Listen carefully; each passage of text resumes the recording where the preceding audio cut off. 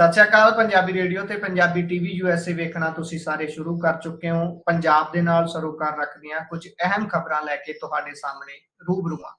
ਜੇਕਰ ਇਹ ਕਿਹਾ ਜਾਵੇ ਕਿ ਪੰਜਾਬ ਦੇ ਵਿੱਚ ਭਾਜਪਾ ਦੇ ਵੱਲੋਂ ਹੁਣ ਤੋਂ ਹੀ 2027 ਦੀਆਂ ਵਿਧਾਨ ਸਭਾ ਚੋਣਾਂ ਨੂੰ ਲੜਨਾ ਸ਼ੁਰੂ ਕਰ ਦਿੱਤਾ ਗਿਆ ਹੈ ਤਾਂ ਇਸ ਦੇ ਵਿੱਚ ਕੋਈ ਵੀ ਅਤਕਥਨੀ ਨਹੀਂ ਹੋਵੇਗੀ।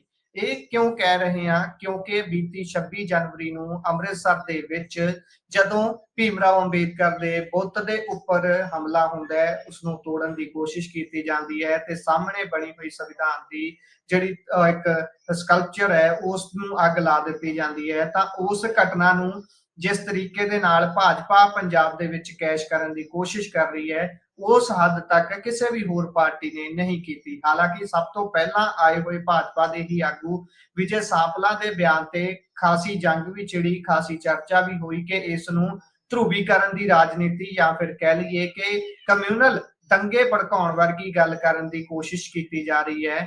ਉਸ ਸਾਰੇ ਦੇ ਵਿਰੋਧ ਦੇ ਵਿੱਚ ਭਾਜਪਾ ਨੇ ਰੁਕਣ ਦਾ ਨਾਮ ਨਹੀਂ ਲਿਆ। ਵਿਜੇ ਸਾਂਪਲਾ ਉਹ ਪੋਸਟ ਡਿਲੀਟ ਕਰ ਜਾਂਦੇ ਨੇ, ਉਸ ਤੋਂ ਬਾਅਦ ਸੁਧਰੀ ਹੋਈ ਪੋਸਟ ਇੱਕ ਪਾਉਂਦੇ ਨੇ। ਪਰ ਹੁਣ ਭਾਜਪਾ ਦੇ ਕਹਿ ਲਈਏ ਵੱਡੇ ਰਾਜਸੀ ਜਿਹੜੇ ਆਗੂ ਨੇ ਉਹਨਾਂ ਦੇ ਵੱਲੋਂ ਅੰਮ੍ਰਿਤਸਰ ਆ ਕੇ ਉਸ ਪ੍ਰਤਿਮਾ ਦੇ ਨਾਲ ਫੋਟੋ ਖਿਚਾਉਣਾ, ਵੱਖ-ਵੱਖ ਤਰ੍ਹਾਂ ਦੀਆਂ ਟਿੱਪਣੀਆਂ ਕਰਨੀਆਂ ਕਿ ਸੰਵਿਧਾਨ ਤੇ ਬਾਬਾ ਸਾਹਿਬ ਦੀ ਸੋਚ ਤੇ ਹਮਲਾ ਹੈ, ਇਦਾਂ ਦੇ ਬਿਆਨ ਦੇ ਕੇ ਇਹ ਜ਼ਾਹਰ ਕਰਨਾ ਕਿ ਪੰਜਾਬ ਦੀ ਬਹੁ ਗਿਣਤੀ ਜਿਹੜੀ ਵੋਟ ਹੈ ਅਸੀਂ ਉਸ ਨੂੰ ਪ੍ਰਭਾਵਿਤ ਕਰਕੇ ਆਪਣੇ ਹੱਕ ਦੇ ਵਿੱਚ ਭੁਗਤਾ ਲਵਾਂਗੇ। ਹਾਲਾਂਕਿ ਪੰਜਾਬ ਤੋਂ ਬਾਹਰ ਵੀ ਬਹੁਤ ਸਾਰੀਆਂ ਘਟਨਾਵਾਂ ਹੁੰਦੀਆਂ ਨੇ ਜਿੱਥੇ ਭੀਮ ਰਾਓ ਅੰਬੇਦਕਰ ਦੇ ਬੁੱਤ ਨੂੰ ਤੋੜ ਦਿੱਤਾ ਜਾਂਦਾ ਹੈ। ਬੀਤੇ ਸਮੇਂ ਦੌਰਾਨ ਯੂਪੀ ਦੇ ਵਿੱਚ ਤਾਂ ਇੱਕ ਜਗ੍ਹਾ ਤੇ ਇੰਨੀਆਂ ਘਟਨਾ ਵਾਪਰੀਆਂ ਕਿ ਉਹਨਾਂ ਨੂੰ ਬੁੱਤ ਦੇ ਆਲੇ ਦੁਆਲੇ ਇੱਕ ਲੋਹੇ ਦਾ ਸ਼ਿਕੰਜਾ ਨੂੰਮਾ ਜਗ੍ਹਾ ਬਣਾਉਣੀ ਪਈ ਜਿਸ ਦੇ ਨਾਲ ਕਿ ਉਸ ਬੁੱਤ ਦੀ ਪ੍ਰੋਟੈਕਸ਼ਨ ਕੀਤੀ ਜਾ ਸਕੇ।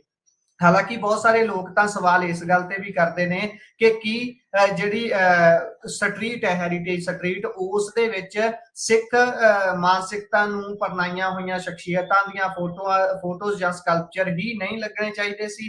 ਅਜਿਹਾ ਕਿਉਂ ਕੀਤਾ ਗਿਆ ਕਿ ਉਸ ਹੈਰੀਟੇਜ ਸਟਰੀਟ ਦੇ ਵਿੱਚ, ਦਰਬਾਰ ਸਾਹਿਬ ਨੂੰ ਜਾਂਦੀ ਸਟਰੀਟ ਦੇ ਵਿੱਚ ਇੱਕ ਬੁੱਤ ਲਾਇਆ ਜਾਂਦਾ ਹੈ ਜਿਹੜਾ ਕਿ ਭੀਮ ਰਾਓ ਅੰਬੇਦਕਰ ਦਾ ਹੈ। ਅਤੇ ਬਹੁਤ ਸਾਰੇ ਆਪਸੀ ਜਦੋਂ ਗੱਲਾਂ ਚੱਲਦੀਆਂ ਨੇ ਤਾਂ ਬਹੁਤ ਸਾਰੇ ਲੋਕ ਇਸ ਨੂੰ ਇੱਕ ਭਾਜਪਾ ਦੀ ਹੀ ਚਾਲ ਵੀ ਦੇਖਦੇ ਨੇ ਕਿ ਉਹਨਾਂ ਦੇ ਵੱਲੋਂ ਹੈਰੀਟੇਜ ਸਟਰੀਟ ਦੇ ਵਿੱਚ ਇੱਕ ਖਾਸ ਵਜ੍ਹਾ ਕਾਰਨ ਲਗਵਾਇਆ ਗਿਆ ਹੈ ਤੇ ਹੁਣ ਉਸ ਨੂੰ ਕੈਸ਼ ਵੀ ਕਰ ਰਹੇ ਨੇ। ਪਰ ਜਦੋਂ ਆਪਾਂ ਇਸ ਤੋਂ ਅੱਗੇ ਚੱਲਦੇ ਹਾਂ ਤਾਂ ਜਿਸ ਤਰੀਕੇ ਨਾਲ ਮੈਂ ਪਹਿਲਾਂ ਜ਼ਿਕਰ ਕੀਤਾ ਸੀ ਕਿ ਇੱਕ ਰਾਜਸੀ ਆਗੂ ਵੀ ਇੱਥੇ ਆ ਕੇ ਉਸ ਸਕਲਪਚਰ ਦੇ ਨਾਲ ਤਸਵੀਰ ਕਰਾਉਂਦਾ ਹੈ, ਫੋਟੋ ਕਰਾਉਂਦਾ ਹੈ ਕਿ ਇੱਥੇ ਜਿਹੜਾ ਅਪਮਾਨ ਹੋਇਆ ਉਹ ਬਹੁਤ ਗਲਤ ਹੈ। ਅਸੀਂ ਇਹ ਕਿਉਂ ਕਹਿ ਰਹੇ ਹਾਂ ਕਿ ਭਾਜਪਾ ਨੇ ਇਹ ਚੋਣ ਹੁਣ ਲੜਨੀ ਸ਼ੁਰੂ ਕਰ ਦਿੱਤੀ ਹੈ 2027 ਦੀ ਹੁਣ ਤੋਂ ਹੀ? ਉਸ ਦਾ ਕਾਰਨ ਇਹ ਹੈ ਕਿ ਅੱਜ ਭਾਜਪਾ ਦੇ ਹੀ ਜਿਹੜੇ ਕੌਮੀ ਪ੍ਰਧਾਨ ਨੇ ਜੇਪੀ ਨੱਡਾ ਹੋਣੀ, ਉਹਨਾਂ ਦੀ ਅਗਵਾਈ ਦੇ ਵਿੱਚ ਅਤੇ ਇੱਕ ਸਾਬਕਾ ਡੀਜੀਪੀ ਦੀ ਅਗਵਾਈ ਦੇ ਵਿੱਚ 6 ਮੈਂਬਰੀ ਪਾਰਟੀ ਦਾ ਗਰੁੱਪ ਦਾ ਗਠਨ ਕੀਤਾ ਗਿਆ, ਕਮੇਟੀ ਬਣਾਈ ਗਈ ਹੈ ਜਿਹੜੀ ਕਿ ਇਸ ਦੀ ਤਹਿ ਤੱਕ ਜਾਣ ਦੀ ਕੋਸ਼ਿਸ਼ ਕਰੂਗੀ। ਜੋ ਉਹਨਾਂ ਦੇ ਕਹਿਣ ਦੇ ਮੁਤਾਬਕ ਹੈ ਕਿ ਇਹ ਜਿਹੜੀ ਘਟਨਾ ਵਾਪਰੀ ਇਸ ਦੇ ਪਿੱਛੇ ਕੌਣ ਹੈ, ਇਹ ਕਿਉਂ ਹੋਈ ਹੈ। ਇਸ ਤੋਂ ਤੁਸੀਂ ਸਮਝ ਸਕਦੇ ਹੋ ਕਿ ਇੰਨਾ ਜ਼ਿਆਦਾ ਹੇਜ ਇਹਨਾਂ ਨੂੰ ਕਿਉਂ ਜਾਗ ਰਿਹਾ ਹੈ ਇਸ ਅਪਮਾਨ ਹੋਣ ਵਾਲੀ ਘਟਨਾ ਦੇ ਨਾਲ ਜਾਂ ਡਾਕਟਰ ਅੰਬੇਦਕਰ ਦੇ ਨਾਲ। ਕਿਉਂਕਿ ਬਹੁਤ ਗਿਣਤੀ ਪੂਰੇ ਭਾਰਤ ਦੇ ਵਿੱਚੋਂ ਸਭ ਤੋਂ ਜ਼ਿਆਦਾ ਜੇ ਕਿਸੇ ਇੱਕ ਸਟੇਟ ਦੇ ਵਿੱਚ ਗਿਣਤੀ ਹੈ ਐਸੀ ਭਾਈਚਾਰੇ ਦੀ ਤਾਂ ਉਹ ਪੰਜਾਬ ਹੈ। ਪੰਜਾਬ ਦੇ ਵਿੱਚ ਵੱਡੀ ਗਿਣਤੀ ਐਸੀ ਭਾਈਚਾਰਾ ਰਹਿੰਦਾ ਹੈ। ਸਭ ਤੋਂ ਵੱਧ ਵਸੋਂ ਜੇਕਰ ਦੇਖਣੀ ਹੋਵੇ ਤਾਂ ਉਹ ਦੁਆਬਾ ਜ਼ਿਲ੍ਹੇ ਦੇ ਦੁਆਬਾ ਬੈਲਟ ਦੇ ਵਿੱਚ ਹੈ ਤੇ ਇਸੇ ਕਰਕੇ ਸ਼ਾਇਦ ਭਾਜਪਾ ਦੇ ਵੱਲੋਂ ਇਸ ਨੂੰ ਪੂਰੇ ਤਰੀਕੇ ਦੇ ਨਾਲ ਕੈਸ਼ ਕੀਤਾ ਜਾ ਰਿਹਾ ਹੈ, ਇਸ ਤੋਂ ਫਾਇਦਾ ਲੈਣ ਦੀ ਕੋਸ਼ਿਸ਼ ਕੀਤੀ ਜਾ ਰਹੀ ਹੈ। ਇੱਕ ਵਾਰੀ ਖਬਰ ਤੁਹਾਡੇ ਨਾਲ ਪੜ੍ਹ ਕੇ ਸਾਂਝੀ ਕਰ ਦਿੰਦੇ ਹਾਂ ਜਿਹੜੀ ਵੈਬ ਪੋਰਟਲ ਦੇ ਉੱਪਰ ਨਜ਼ਰ ਆ ਰਹੀ ਹੈ ਇਸ ਮਾਮਲੇ ਦੇ ਬਾਬਤ। ਉਸ ਦੇ ਵਿੱਚ ਜ਼ਿਕਰ ਕੀਤਾ ਗਿਆ ਹੈ ਕਿ ਭਾਜਪਾ ਨੇ 26 ਜਨਵਰੀ ਨੂੰ ਅੰਮ੍ਰਿਤਸਰ ਦੇ ਵਿੱਚ ਡਾਕਟਰ ਭੀਮ ਰਾਓ ਅੰਬੇਦਕਰ ਦੀ ਮੂਰਤੀ ਤੇ ਅਪਮਾਨ ਤੇ ਸਖਤ ਰੁਖ ਅਪਣਾ ਲਿਆ ਹੈ ਅਤੇ 6 ਮੈਂਬਰੀ ਜਾਂਚ ਕਮੇਟੀ ਬਣਾਈ ਹੈ। ਭਾਜਪਾ ਦੇ ਰਾਸ਼ਟਰੀ ਪ੍ਰਧਾਨ ਜੇਪੀ ਨੱਡਾ ਨੇ ਇਸ ਘਟਨਾ ਦੀ ਨਿੰਦਾ ਕੀਤੀ ਹੈ ਤੇ ਇਸ ਦੀ ਜਾਂਚ ਦੇ ਲਈ ਰਾਜ ਸਭਾ ਮੈਂਬਰ ਅਤੇ ਉੱਤਰ ਪ੍ਰਦੇਸ਼ ਦੇ ਸਾਬਕਾ ਡੀਜੀਪੀ ਬ੍ਰਿਜਲਾਲ ਦੀ ਅਗਵਾਈ ਹੇਠ ਇੱਕ ਕਮੇਟੀ ਬਣਾਈ ਹੈ। ਇਹ ਆਪਣੀ ਰਿਪੋਰਟ ਨੱਡਾ ਨੂੰ ਦੇਵੇਗੀ। ਜੇਕਰ ਇਸ ਤੋਂ ਅੱਗੇ ਚੱਲੀਏ ਤਾਂ ਇਸ ਦੇ ਵਿੱਚ ਲਿਖਿਆ ਹੋਇਆ ਹੈ ਕਿ ਅੰਬੇਦਕਰ ਦੀ ਮੂਰਤੀ ਦੀ ਨਿੰਦਾ ਜਿਹੜੀ ਹੋਈ ਸੀ ਉਸ ਤੇ ਕਮੇਟੀ ਜਿਹੜੀ ਬਣੀ ਹੈ। ਨੱਡਾ ਨੇ ਘਟਨਾ ਦੀ ਜਾਂਚ ਲਈ ਰਾਜ ਸਭਾ ਮੈਂਬਰ ਤੇ ਬ੍ਰਿਜਲਾਲ ਜਿਹੜੇ ਨੇ ਡੀਜੀਪੀ ਰਹੇ ਨੇ ਉਹਨਾਂ ਦੀ ਨਾਲ ਕਮੇਟੀ ਬਣਾਈ ਹੈ। ਕਮੇਟੀ ਦੇ ਵਿੱਚ ਅਨੁਸੂਚਿਤ ਜਾਤੀ ਮੋਰਚੇ ਦੇ ਰਾਸ਼ਟਰੀ ਪ੍ਰਧਾਨ ਲਾਲ ਸਿੰਘ ਆਰੀਆ, ਸਾਬਕਾ ਕੇਂਦਰੀ ਰਾਜ ਮੰਤਰੀ ਸੋਮ ਪ੍ਰਕਾਸ਼ ਨੇ ਜਿਹੜੇ ਕਿ ਪੰਜਾਬ ਤੋਂ ਆਉਂਦੇ ਨੇ। ਪਾਰਟੀ ਦੇ ਰਾਸ਼ਟਰੀ ਬੁਲਾਰੇ ਗੁਰੂ ਪ੍ਰਕਾਸ਼ ਪਾਸਵਾਨ, ਉੱਤਰ ਪ੍ਰਦੇਸ਼ ਸਰਕਾਰ ਵਿੱਚ ਮੰਤਰੀ ਅਸੀਮ ਅਰੁਣ ਅਤੇ ਬੰਤੋ ਦੇਵੀ ਕਟਾਰੀਆ ਸ਼ਾਮਲ ਨੇ। ਇਹ ਕਮੇਟੀ ਇਸ ਘਟਨਾ ਦੀ ਜਾਂਚ ਕਰੇਗੀ ਤੇ ਆਪਣੀ ਰਿਪੋਰਟ ਰਾਸ਼ਟਰੀ ਪ੍ਰਧਾਨ ਨੂੰ ਸੌਂਪੇਗੀ। ਸੋ ਇਹ ਸਾਰੀ ਗੱਲਬਾਤ ਇਹਦੇ ਵਿੱਚ ਲਿਖੀ ਹੈ। ਪਰ ਇੱਥੇ ਸਵਾਲ ਤਾਂ ਇਹ ਵੀ ਖੜਾ ਹੁੰਦਾ ਹੈ ਕਿ ਹੋਮ ਮਿਨਿਸਟਰ ਕੌਣ ਹੈ? ਹੁਣ ਇਹਨਾਂ ਨੂੰ ਆਪ ਕਮੇਟੀ ਬਣਾਉਣੀ ਪੈ ਗਈ ਹੈ। ਕਮੇਟੀ ਬਣਾਉਣ ਦੀ ਲੋੜ ਕਿਉਂ ਪਈ ਹੈ? ਕੀ ਪੰਜਾਬ ਦੀ ਜਾਂ ਭਾਰਤ ਦੀ ਪੁਲਿਸ ਜਾਂ ਹੋਰ ਤੰਤਰ ਜਿਹੜੇ ਵੀ ਇਨਵੈਸਟੀਗੇਸ਼ਨ ਕਰਦੇ ਨੇ ਉਹ ਸਾਰੇ ਫੇਲ ਹੋ ਚੁੱਕੇ ਨੇ?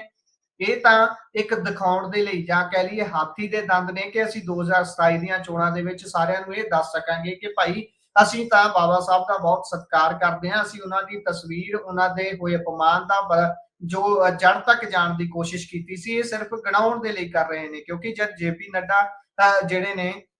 ਜੇਪੀ ਨੱਡਾ ਹੋਣੀ ਤੇ ਅਮਿਤ ਸ਼ਾਹ ਦੇ ਬਹੁਤ ਨੇੜੇ ਨੇ ਤੇ ਅਮਿਤ ਸ਼ਾਹ ਉਹਨਾਂ ਦੇ ਕੋਲ ਹੋਮ ਮਿਨਿਸਟਰੀ ਹੈ, ਉਹ ਇੱਕੋ ਪਾਰਟੀ ਦੇ ਨਾਲ ਸੰਬੰਧ ਰੱਖਦੇ ਨੇ ਤੇ ਉਹ ਖੁਦ ਆਪ ਇਸ ਸਮੱਸਿਆ ਨੂੰ ਹੱਲ ਕਰਨ ਦੇ ਲਈ ਜਲਦ ਤੋਂ ਜਲਦ ਕਾਰਵਾਈ ਕਰਵਾ ਸਕਦੇ ਨੇ ਜੇ ਉਹ ਚਾਹਣ। ਪਰ ਅਜਿਹਾ ਨਹੀਂ ਕਰਨਗੇ ਕਿਉਂਕਿ ਉਹਨਾਂ ਨੇ ਤਾਂ ਵੋਟਾਂ ਲੈਣੀਆਂ ਨੇ, ਇਸ ਨੂੰ ਕੈਸ਼ ਕਰਨਾ ਹੈ ਤੇ ਕੈਸ਼ ਕਰਨਾ ਬਹੁਤ ਜ਼ਰੂਰੀ ਹੈ ਕਿਉਂਕਿ ਅੱਗੇ ਵੋਟਾਂ ਜਿੱਤਣੀਆਂ ਵੀ ਹੁੰਦੀਆਂ ਨੇ। ਇਸ ਤੋਂ ਅਗਲੀ ਖਬਰ ਲੁਧਿਆਣੇ ਦੇ ਨਾਲ ਜੁੜੀ ਹੋਈ ਹੈ, ਜਿੱਥੇ ਪੰਜਾਬ ਦੇ ਵਿੱਚ, ਭਾਰਤ ਦੇ ਵਿੱਚ ਕਿਹਾ ਜਾਂਦਾ ਹੈ ਕਿ ਇੰਡਸਟਰੀ ਲੱਗਣੀ ਬਹੁਤ ਜ਼ਰੂਰੀ ਹੈ। ਖਾਸ ਤੌਰ ਤੇ ਪੰਜਾਬ ਦੀ ਜੇਕਰ ਗੱਲ ਕਰੀਏ ਕਿ ਇੰਡਸਟਰੀ ਲੱਗੂਗੀ ਉਸ ਦੇ ਨਾਲ ਰੋਜ਼ਗਾਰ ਆਊਗਾ, ਸਟੇਟ ਨੂੰ ਆਮਦਨ ਹੋਊਗੀ। ਪਰ ਜਦੋਂ ਵੀ ਕਿਤੇ ਦੇਖਦੇ ਆ ਕਿ ਇੰਡਸਟਰੀ ਲੱਗਣੀ ਹੁੰਦੀ ਹੈ ਉਸ ਦੇ ਲਈ ਜਗ੍ਹਾ ਹੀ ਇਹੋ ਜਿਹੀ ਚੁਣੀ ਜਾਂਦੀ ਹੈ, ਆਲੇ ਦੁਆਲੇ ਤੋਂ ਐਨਾਲਿਸਿਸ ਨਹੀਂ ਕੀਤਾ ਜਾਂਦਾ ਕਿ ਇਸ ਜਗ੍ਹਾ ਦੇ ਉੱਪਰ ਅਸੀਂ ਜੇਕਰ ਇੰਡਸਟਰੀ ਲਾਵਾਂਗੇ ਤਾਂ ਕੀ ਉਹ ਆਲੇ ਦੁਆਲੇ ਦੇ ਵਾਤਾਵਰਣ ਜਾਂ ਲੋਕਾਂ ਲਈ ਸੁਰੱਖਿਅਤ ਮਾਹੌਲ ਪ੍ਰਦਾਨ ਕਰੇਗੀ ਜਾਂ ਨਹੀਂ। ਤਾਂ ਫਿਰ ਜਦੋਂ ਅਜਿਹਾ ਹੁੰਦਾ ਹੈ, ਬਿਨਾਂ ਕੋਈ ਦੇਖੇ ਸਮਝੇ ਅਸੈਸਮੈਂਟ ਕੀਤੇ ਬਿਨਾਂ ਹੀ ਇੰਡਸਟਰੀ ਲਾ ਦਿੱਤੀ ਜਾਂਦੀ ਹੈ ਤਾਂ ਉਸ ਤੇ ਫਿਰ ਵਿਰੋਧ ਹੋਣਾ ਵਾਜਬ ਹੁੰਦਾ ਹੈ। ਪਰ ਜਦੋਂ ਵਿਰੋਧ ਹੁੰਦਾ ਹੈ ਫਿਰ ਲੋਕ ਵੀ ਖੱਪਦੇ ਨੇ ਅਤੇ ਫਿਰ ਪੁਲਿਸ ਦਾ ਡੰਡਾ ਵੀ ਚੱਲਦਾ ਹੈ ਅਤੇ ਪੁਲਿਸ ਦੇ ਡੰਡੇ ਦੀ ਦੁਰਵਰਤੋਂ ਵੀ ਖੂਬ ਹੁੰਦੀ ਹੈ। ਲੁਧਿਆਣਾ ਸ਼ਹਿਰ ਦੀ ਗੱਲ ਹੈ।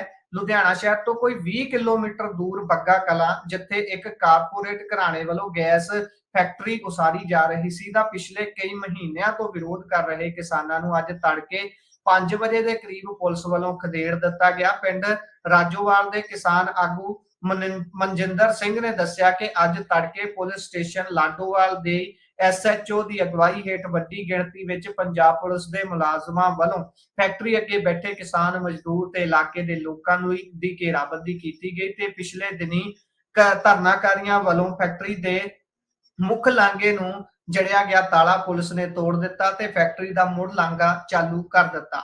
ਲਾਂਘੇ ਅੱਗੇ ਲੋਕਾਂ ਵੱਲੋਂ ਖੜੀ ਕੀਤੀ ਗਈ ਟਰਾਲੀ ਪੁਲਿਸ ਆਪਣੇ ਨਾਲ ਲੈ ਗਈ ਹੈ ਤੇ ਪੁਲਿਸ ਵੱਲੋਂ ਕੀਤੀ ਗਈ ਵੱਡੀ ਕਾਰਵਾਈ ਦਾ ਜਿਵੇਂ ਹੀ ਇਲਾਕੇ ਦੇ ਲੋਕਾਂ ਤੇ ਕਿਸਾਨ ਮਜ਼ਦੂਰਾਂ ਨੂੰ ਪਤਾ ਲੱਗਦਾ ਹੈ, ਸੂਚਨਾ ਮਿਲਦੀ ਹੈ ਤਾਂ ਉਹ ਪੁਲਿਸ ਦੀਆਂ ਗੱਡੀਆਂ ਨੂੰ ਘੇਰ ਲੈਂਦੇ ਨੇ, ਜਿਸ ਪਿੱਛੋਂ ਪੁਲਿਸ ਦੇ ਵੱਲੋਂ ਕਰੀਬ 17 ਤੋਂ 18 ਧਰਨਾਕਾਰੀਆਂ ਨੂੰ ਗ੍ਰਿਫਤਾਰ ਕੀਤਾ ਗਿਆ, ਜਿਨ੍ਹਾਂ ਨੂੰ ਪੁਲਿਸ ਥਾਣੇ ਵਿੱਚ ਲੈ ਗਈ ਤੇ ਹੁਣ ਛੱਡ ਦਿੱਤਾ ਹੈ। ਕਿਸਾਨ ਆਗੂ ਸੁਖਵਿੰਦਰ ਸਿੰਘ ਹੰਬੜਾ ਨੇ ਦੱਸਿਆ ਕਿ ਜਦੋਂ ਤੱਕ ਫੈਕਟਰੀ ਪੂਰਨ ਤੌਰ ਤੇ ਬੰਦ ਨਹੀਂ ਹੋ ਜਾਂਦੀ, ਸੰਘਰਸ਼ ਇਸੇ ਤਰੀਕੇ ਨਾਲ ਜਾਰੀ ਰਹੇਗਾ। ਸੋ ਅਗਲੀ ਖਬਰ ਪੰਜਾਬ ਮੰਡੀ ਬੋਰਡ ਦੇ ਨਾਲ ਜੁੜੀ ਹੋਈ ਹੈ, ਜਿਹੜੀ ਕਿ ਸਿੱਧੇ ਤੌਰ ਤੇ ਪ੍ਰਭਾਵਿਤ ਕਰਦੀ ਹੈ ਪੰਜਾਬ ਦੇ ਖਜ਼ਾਨੇ ਨੂੰ। ਪੰਜਾਬ ਮੰਡੀ ਬੋਰਡ ਦੀ ਹੁਣ ਆਮਦਨ ਦੇ ਵਸੀਲੇ ਜੁਟਾਉਣ ਦੇ ਲਈ ਸੰਪत्ति ਦੀ ਨਿਲਾਮੀ ਤੇ ਹੋਣ ਵਾਲੀ ਆਮਦਨ ਤੇ ਟੇਕ ਆ ਗਈ ਹੈ। ਕੇਂਦਰ ਸਰਕਾਰ ਵੱਲੋਂ ਪੇਂਡੂ ਵਿਕਾਸ ਫੰਡ ਰੋਕੇ ਜਾਣ ਮਗਰੋਂ ਵਿੱਤੀ ਸੰਕਟ ਨਾਲ ਨਜਿੱਠ ਅਤੇ ਵਿਕਾਸ ਕੰਮਾਂ ਨੂੰ ਜਾਰੀ ਰੱਖਣ ਲਈ ਬੋਰਡ ਕੋਲ ਸੰਪत्ति ਦੀ ਨਿਲਾਮੀ ਦੀ ਪ੍ਰਕਿਰਿਆ ਸ਼ੁਰੂ ਕਰਨ ਤੋਂ ਬਿਨਾਂ ਕੋਈ ਚਾਰਾ ਨਹੀਂ ਬਚਿਆ। ਬੋਰਡ ਨੇ ਦੱਸਿਆ ਕਿ ਜਨਵਰੀ ਮਹੀਨੇ ਵਿੱਚ ਕਰੀਬ 60 ਕਰੋੜ ਦੀ ਸੰਪत्ति ਨਿਲਾਮ ਕੀਤੀ ਗਈ ਹੈ ਤੇ ਮੰਡੀ ਬੋਰਡ ਨੂੰ ਮਾਰਚ ਮਹੀਨੇ ਤੱਕ ਕਰੀਬ 250 ਕਰੋੜ ਰੁਪਏ ਦੀ ਆਮਦਨ ਦੀ ਉਡੀਕ ਹੈ।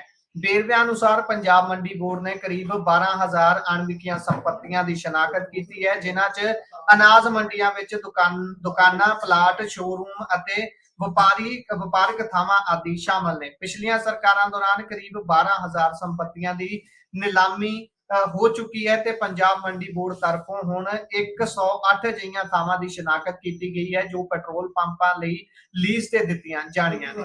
ਮੰਡੀ ਪੜਾਅ ਤੇ ਤੇਲ ਪੰਪਾਂ ਲਈ 20 ਥਾਵਾਂ ਦੀ ਨਿਲਾਮੀ ਕੀਤੀ ਗਈ ਹੈ, ਜਿਸ ਨੂੰ ਚੰਗਾ ਹੁੰਗਾਰਾ ਮਿਲਿਆ ਹੈ। ਸੋ ਕੁੱਲ ਮਿਲਾ ਕੇ ਖਬਰ ਇਹੀ ਹੈ ਕਿ ਪੰਜਾਬ ਦੇ ਵਿੱਚ ਹੁਣ ਪੰਜਾਬ ਦੀ ਉਹ ਸੰਪत्ति ਜਿਹੜੀ ਕਿ ਇੱਕ ਸਰਮਾਇਆ ਹੈ ਪੰਜਾਬ ਦਾ, ਜਿਹੜੀ ਕਿ ਇੱਕ ਸਰਮਾਇਆ ਵਿੱਤ ਹੈ ਪੰਜਾਬ ਦਾ, ਜਿਸ ਦੀ ਵਰਤੋਂ ਔਖੇ ਸੌਖੇ ਸਮੇਂ ਦੇ ਵਿੱਚ ਇਸ ਤਰੀਕੇ ਦੇ ਨਾਲ ਜਦੋਂ ਕਰ ਲਈ ਜਾਊਗੀ ਤਾਂ ਉਸ ਤੋਂ ਬਾਅਦ ਪੰਜਾਬ ਦੇ ਕੋਲ ਕੀ ਬਚੇਗਾ।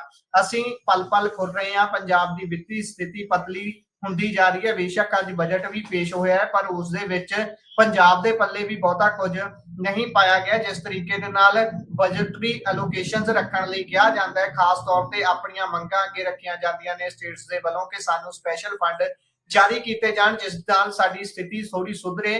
ਹੁਣ ਤੱਕ ਪੰਜਾਬ ਦਾ ਜਿਹੜਾ ਰੂਰਲ ਡਿਵੈਲਪਮੈਂਟ ਫੰਡ ਹੈ ਉਹ ਵੀ ਵੱਡੇ ਪੱਧਰ ਤੇ ਰੁਕਿਆ ਹੋਇਆ ਹੈ, ਉਹ ਵੀ ਲੈਣ ਦੇ ਵਿੱਚ ਪੰਜਾਬ ਸਰਕਾਰ ਅਸਮਰੱਥ ਹੈ ਕਿਉਂਕਿ ਇਹਨਾਂ ਦੇ ਵੱਲੋਂ ਸੜਕ ਦੀ ਲੜਾਈ ਨੂੰ ਛੱਡ ਕੇ ਕੋਰਟ ਦਾ ਰਾਹ ਚੁਣ ਲਿਆ ਗਿਆ ਹੈ ਤੇ ਕੋਰਟ ਦੇ ਵਿੱਚ ਤੁਸੀਂ ਸਾਰੇ ਜਾਣਦੇ ਹੋ ਕਿ ਕਿੰਨੇ ਲੰਬੇ ਕੇਸ ਚੱਲ ਸਕਦੇ ਨੇ ਤੇ ਕਿੰਨਾ ਸਮਾਂ ਤੱਕ ਜ਼ਲਾਲਤ ਝੱਲਦਿਆਂ ਹੋਇਆਂ ਪੰਜਾਬ ਦੀ ਵਿੱਤੀ ਹਾਲਤ ਖਰਾਬ ਹੁੰਦੀ ਰਹੇਗੀ ਤੇ ਇਸੇ ਉਡੀਕ ਦੇ ਵਿੱਚ ਅਸੀਂ ਸਾਰੇ ਰਹਾਂਗੇ ਕਿ ਕਦੋਂ ਪੰਜਾਬ ਦੀ ਇਹ ਸਥਿਤੀ ਸੁਧਰੇਗੀ ਤੇ ਅਸੀਂ ਇੱਕ ਚੰਗੀ ਸਥਿਤੀ ਦੇ ਵਿੱਚ ਆਵਾਂਗੇ। ਸੋ ਇਹ ਸੀ ਅੱਜ ਦੀਆਂ ਖਾਸ ਖਬਰਾਂ ਜਿਹੜੀਆਂ ਪੰਜਾਬ ਦੇ ਨਾਲ ਸਰੋਕਾਰ ਰੱਖਦੀਆਂ ਨੇ।